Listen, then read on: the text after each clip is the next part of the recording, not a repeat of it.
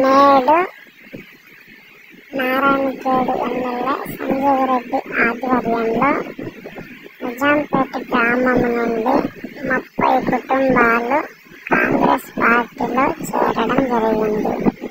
రేవంత్ రెడ్డి ప్రభుత్వం చేస్తున్న అభివృద్ధి కార్యక్రమాలు మరియు నారాయణఖేడ్ ఎమ్మెల్యే సంజీవ్ రెడ్డి చేస్తున్న అభివృద్ధి కార్యక్రమాలకు ఆకర్షితులై పార్టీలో చేరడం జరిగింది. ప్రతి ఒక్కరికి కండువా కప్పి పార్టీలోకి ఆహ్వానించిన నారాయణఖేడ్ ఎమ్మెల్యే సుమారు 30 కుటుంబాలు ఈరోజు బీఆర్ఎస్ పార్టీని వదిలి కాంగ్రెస్ పార్టీలో చేరడం జరిగింది. అంటే దాదాపు 100 మంది సభ్యులు కలిగి ఉన్నారు.